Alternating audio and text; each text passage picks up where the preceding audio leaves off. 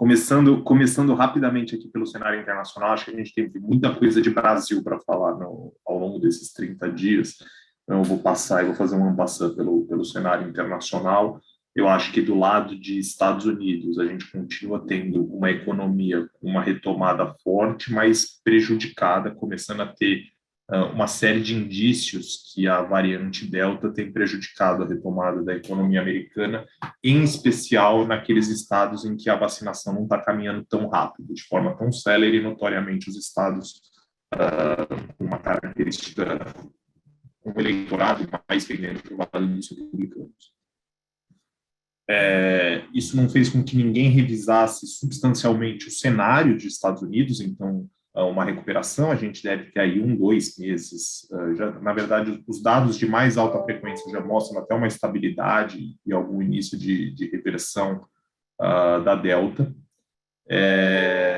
Dos casos, a gente pega, por exemplo, a Flórida, que a gente chegou a ter mais mortes na onda de Delta do que nos outros 2 picos anteriores. A gente já vê alguma reversão nos dados de alta frequência.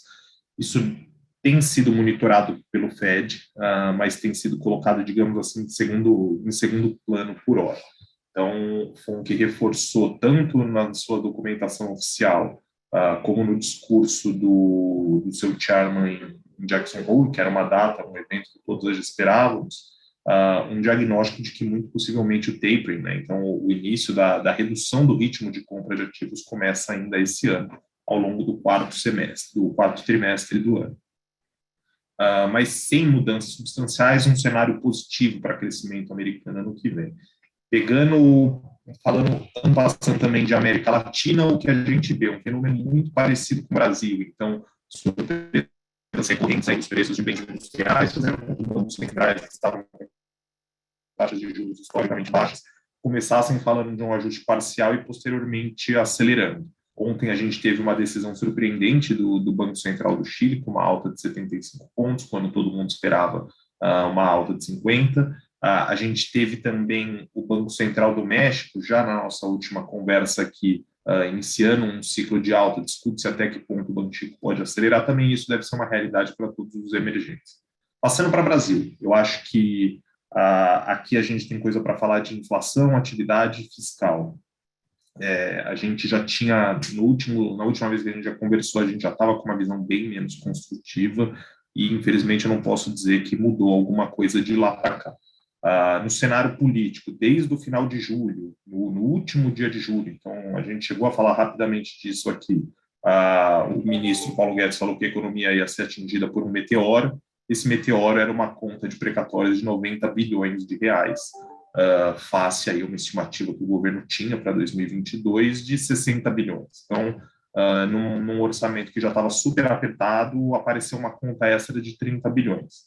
Ontem o governo mandou a proposta de orçamento, e essa proposta ela é dita irreal, porque ela foi com premissas macro muito desatualizadas. Então, o governo mandou uma proposta com INPC de 6,2. Nas nossas contas, o INPC já vai fechar o ano em cerca de 8,2. Então, só aí a gente já está falando de 16 bi a mais de despesa do que foi no orçamento. Mas ainda assim, o orçamento foi fechado com 90 bi de precatório e 35 bi de Bolsa Família. A gente sabe que o governo quer colocar 16 bilhões de emendas parlamentares. A gente sabe que o governo quer colocar o Bolsa Família na casa dos 60 bilhões, então falta 27 bilhões aí nesse orçamento. E a gente sabe que o governo também tem que atualizar a projeção de inflação. Então, quando a gente pega esses 27 mais 16, tem 53 bilhões que o governo tem que achar. 43 bilhões, perdão. Como é que isso? A gente só viu uma forma disso acontecer, que era tirando o precatório do teto de gastos. Isso ia demandar uma PEC, tem uma PEC em curso, uma PEC de parcelamento, mas que a gente via isso gerando muito ruído e ela ia evoluir para uma PEC que simplesmente retirava os precatórios do teto de gasto, recalculava o teto de gastos desde 2016 para cá e abria espaço aí de 50 bilhões de reais. Esse era o nosso cenário base, eu não via um equilíbrio fora disso. E, obviamente, ia ter muito ruído por tramitar uma PEC agora, iam tentar tirar o bolso do teto, enfim, ia ter uma série de ruídos aí nesse processo. A novidade da última semana para cá foi uma proposta que o ministro Fux, presidente supremo, apresentou, inclusive na XP Expert, uma proposta junto com o ministro TCU, Bruno Dantas, de colocar um subteto no gasto de precatórios. Então, o governo não poderia gastar além desse teto. O que excedesse esse teto seria pago nos próximos anos. E o CNJ controlaria a emissão, a liberação desses precatórios. O efeito contábil, aritmético disso é idêntico de tirar os precatórios do teto em termos de espaço gerado. Geram os mesmos 50 bilhões de reais. Ou seja, se a gente for via PEC, se a gente for via CNJ, a gente vai ter o dinheiro para o novo Bolsa Família, a gente vai ter o dinheiro para atualizar a projeção de inflação, e ainda assim vai sobrar cerca de 7 bilhões. Aí os congressistas vão colocar provavelmente em emendas, parte disso vai para o fundo eleitoral. A decisão CNJ, a nosso ver, ela é de extremo curto prazo, ela é extremamente insustentável, então, em termos de credibilidade, ela equivale a retirar os precatórios do teto, porque ela abre o mesmo espaço fiscal, só que em termos de, digamos assim, credibilidade do governo, ou mesmo sustentabilidade da medida, ela é totalmente diferente, porque se você tira o precatório do teto, você paga à vista. Se você faz um subteto, você vai acumulando um volume para entrar nessa fila para ser pago. Segundo as nossas contas, com a proposta original apresentada pelo ministro Fux, que circula na imprensa, aqueles precatórios que seriam emitidos em 2028, ou seja, daqui 6 anos, né, considerando, perdão, os precatórios emitidos em 2027 a serem pagos em 2028, se fosse a legislação atual, isso vai ser pago 30 anos depois. Então, a gente está falando de 2058. É um calote. Então, o que está sendo proposto, se levado a ferro e fogo, é um calote. Obviamente, o plano de todos sabem isso, é que isso seja rediscutido numa PEC já em 2023, passada, eventualmente até pós-eleição no fim de 2022, de tão insustentável que é. É muito ruim para a credibilidade o fato do Executivo e o Legislativo pedirem para o Judiciário achar uma solução, mas é por onde as coisas estão caminhando. Então, a gente acredita que o Judiciário vai esperar o 7 de setembro, monitorar como vai ser a postura do presidente da República, e se tudo ocorrer bem, o CNJ deve acelerar essa estratégia. Se for assim, o natural é falar, poxa, então acabaram os problemas, porque já tem espaço no teto do programa, e em 23 a gente vê isso. Mas definitivamente não é assim. O novo Bolsa Família, para colocar o novo Auxílio Brasil de crédito, você precisa de espaço no teto. Mas você também precisa satisfazer a lei de responsabilidade fiscal. E a lei de responsabilidade fiscal, no seu artigo 17, diz que se você criar um programa permanente, um gasto permanente, você tem que cortar uma despesa permanente ou você tem que aumentar o imposto permanentemente. A gente não vai mandar uma alta de imposto. O que o governo vai fazer, a estratégia original era usar a receita de dividendos da reforma tributária, que aparentemente não vai andar. O plano B é mandar uma medida provisória reduzindo aí o gasto com subsídios para compensar. Todo mundo acha muito improvável que o Congresso vá aprovar corte de subsídios agora, ainda mais na magnitude que a gente está falando, 27 bilhões. Se não sair por aí, eu acredito que o Ministério da Economia não vai topar, e o próprio TCU, o ministro Bruno Dantas, nos confidenciou na Expert, posteriormente ele falou em outros fóruns também, que eles não vão tolerar interpretações distintas da lei de responsabilidade fiscal, ou seja, tentar de alguma forma contornar a lei. A gente criou um impasse aí, porque eu acho que se de um lado a equipe econômica fincar o pé e não topar esse tipo de jogo, pode ser que troque essa equipe econômica. Então, o ministro opte por demitir os secretários que lá estão. O provável, acho que geraria muito ruído de mercado de toda forma. O que se ventila agora é estender o auxílio emergencial até 2022. Então, você sai disso e você estende o auxílio emergencial até 2022, isso é uma proposta do Bruno Dantas. Para mim, é igualmente inviável. Por quê? Porque você entra na discussão do mérito do crédito extraordinário, ou seja, o crédito extraordinário ele não está sujeito ao teto de gastos. Se você estender o auxílio, você não precisa se preocupar com o LRF, porque ele é temporário, mas você tem que falar que é um evento imprevisível, e eu acho que aqui o pessoal subestima muito isso. Então, os técnicos não vão, e isso eu falo com convicção, não vão liberar esse crédito extraordinário. E é exatamente por isso as pessoas não se perguntam, às vezes, por que precisou de uma PEC para pagar o auxílio emergencial esse ano? Só pedir crédito extraordinário. Então, por que uma PEC? O motivo da PEC é porque, no começo desse ano, quando os casos estavam subindo para 3 mil, os técnicos se recusaram a assinar, da Secretaria de Orçamento Federal. E não vão assinar de novo. Então, não vamos conseguir, por uma canetada de crédito extraordinário, fazer isso. Então, a gente não vai conseguir estender o auxílio por essa via de pedir um crédito extraordinário, simplesmente. Para resumir o meu ponto, a gente só vai ter 2 jeitos de pagar esse auxílio emergencial, esse Bolsa Família ou auxílio emergencial em 2022. O primeiro é respeitando a LRF, e aí seria ou aprovando um corte de subsídio da ordem de 30 bilhões de reais, que parece difícil, ou resgatando a reforma tributária, alguma versão de reforma, que também parece muito difícil, uma má vontade, não é nem má vontade, não conta com o apoio do Senado, a versão que está circulando na Câmara. Então, ou a gente faz uma dessas duas, e hoje parece improvável, ou a gente vai ter que fazer uma nova PEC, nos moldes dado o começo do ano, excetuando esse novo auxílio emergencial, e aí colocando eventualmente ele até o final do ano que vem, ou até as eleições, excetuando esse auxílio das regras fiscais, nos mesmos moldes desse ano. Os 2 eventos eu acho que vão ser muito ruidosos para o mercado. Acho que o mercado está monitorando muito o teto de gasto e prestando muito pouca atenção nesse passo seguinte, falando, no final do dia eles vão dar um jeito. Só que esse jeito não é o que o mercado está esperando. Não adianta uma canetada de crédito extraordinário, não adianta algum drible simples na LRF. Ou vai ter que alterar a lei de responsabilidade fiscal, e eu acho isso muito difícil de fazer, e aí resultaria, ou o mercado se estressaria por mudar a lei, ou o mercado se estressaria por equipe econômica pedir demissão, eventualmente. Eu acredito que seria um caso aí de pedir demissão, não faria sentido para a equipe econômica continuar nesse caso. Aí eu não digo nem o ministro, digo quem está segurando mesmo, lá o secretário de Orçamento e Tesouro, o secretário de Tesouro, o pessoal que estava ontem lá, é quem está segurando isso na unha.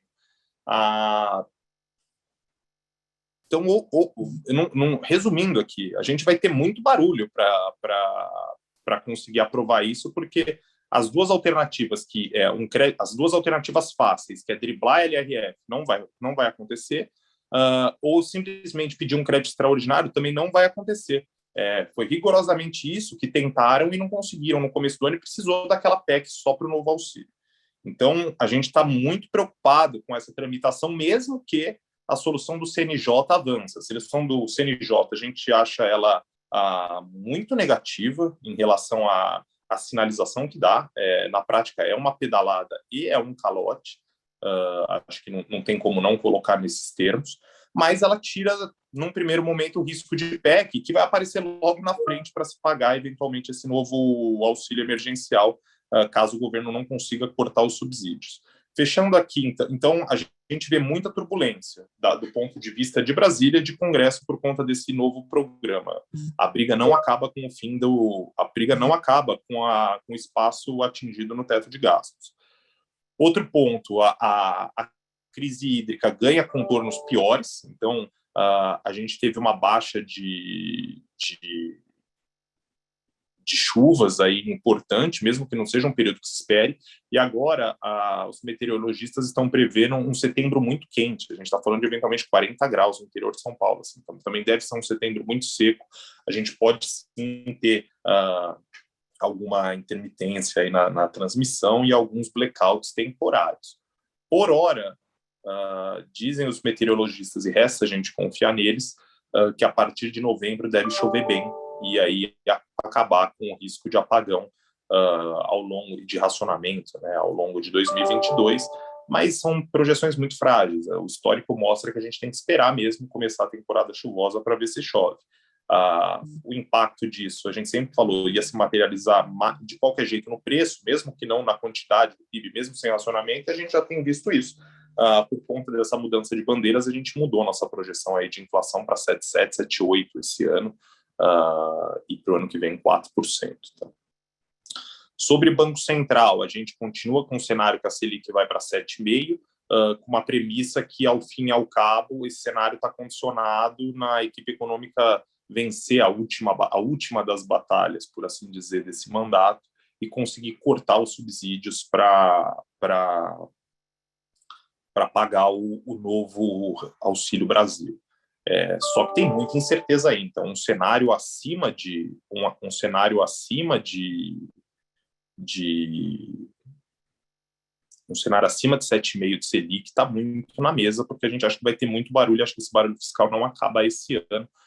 Só repetindo aqui, pediram para eu repetir a projeção de inflação, 7,70 e uns entre 7,7 e 7,8. Foi em 7,8 em 2021 e 4% no ano que vem. Tá? Então, um viés de alta aí para o Copom, esse nosso 7,5 pode tranquilamente virar um 8%. E tudo isso sem apagão. Tá? Para a atividade econômica, a gente continua aí construtivo, teve uma queda no PIB agora, o PIB veio um pouquinho pior do que a gente tinha 0,1, o PIB veio menos 0,1, saiu agora às 9, não deu tempo ainda de ver os detalhes, mas todos os indicadores mostram serviços muito fortes no terceiro trimestre. Então, essa reabertura não nos resta, a gente não tem preocupação com a atividade esse ano, tem um pouco de preocupação, sim, com a atividade do ano que vem. Certeza fiscal gerou um belo aperto de condições financeiras, isso materializa no ano que vem, então a gente já reduziu nossa projeção do PIB de 2,5 para 2, sem, obviamente, racionamento isso. E a gente sabe que tem casas revisando ainda mais para baixo, alguma coisa entre 1 e 1,5, mas eu acredito que tanto o nível alto de serviços, como a retomada da renda das famílias com o salário, e principalmente uma recomposição de estoques da indústria, deve sustentar a atividade, pelo menos nesses 2%, a ver cenas do próximo capítulo. Então, a gente já esteve mais construtivo com a atividade econômica, mas não vejo também um cenário ruim, por hora, para o ano que vem, como alguns ventilam, embora concorde que as condições financeiras devam prejudicar aí a retomada. Itens que normalmente são prejudicados pelo aperto de condições financeiras, como, por exemplo, a indústria automobilística, olhando para o consumo das famílias, a gente acha que não vai sofrer, pelo contrário, se a gente retomar ao longo do tempo aí a cadeia de semicondutores, deve sim ter uma retomada forte disso ao longo do ano que vem, e construção civil, que também sofre um pouco com condições financeiras e foi a grande beneficiada do juro baixo da pandemia, mas a gente tem muito gasto contratado, ano eleitoral, os governos estaduais cheios de caixa, então vão gastar isso na reeleição, olhando a reeleição. A gente deve ter um primeiro trimestre bem forte aí de construção no ano que vem. É isso do nosso lado, então, macro aqui, pessoal. A gente vai ter um cenário muito complicado, então, a atividade bem nesse ano ainda, porque a reabertura domina isso, então, a reabertura de serviços independe um pouco da confiança das pessoas com o cenário político-fiscal. A gente acha que a reabertura predomina esse ano que vem o aperto de condições financeiras já se faz sentir um pouco mais, mas a gente acha que vai ter muito barulho, porque eu vejo, né, as pessoas subestimando muito os próximos capítulos ainda esse ano para a gente conseguir colocar esse novo programa social de pé. Essa é uma prioridade do governo, isso é algo que o governo não vai abrir mão, mas que não está claro de forma alguma quais são os caminhos. Isso pode resultar, eu vejo 3 caminhos. Né? O primeiro a gente corta os 30 bi de subsídios, seria excelente, excepcional, um golaço da equipe econômica fazer isso, e aí eu acho que se conseguir cortar, as pessoas vão começar a olhar para a foto e a gente vai ver, poxa, ano que vem talvez a gente tenha um superávit primário, a dívida deve cair abaixo de 80% do PIB, e a gente vai tocando aí o primeiro semestre. As outras 2 opções, que é mudar a LRF, que provocaria debandada da equipe econômica, ou mandar uma nova PEC que renove aí o auxílio emergencial e coloque ele fora das leis fiscais atuais, as 2 gerariam muito barulho. Eu acho que mesmo que a gente consiga ter um final feliz, esse final feliz não vai ser atingido sem muito barulho. Então a gente vê um chacoalho muito grande ainda ao longo desse ano, ao longo desses últimos meses, para conseguir colocar esse programa de pé. é isso. Estourei um pouquinho meu tempo aqui com a falha técnica, mas basicamente é isso. A gente segue bem preocupado com os próximos meses aí de Brasil, olhando para o fiscal.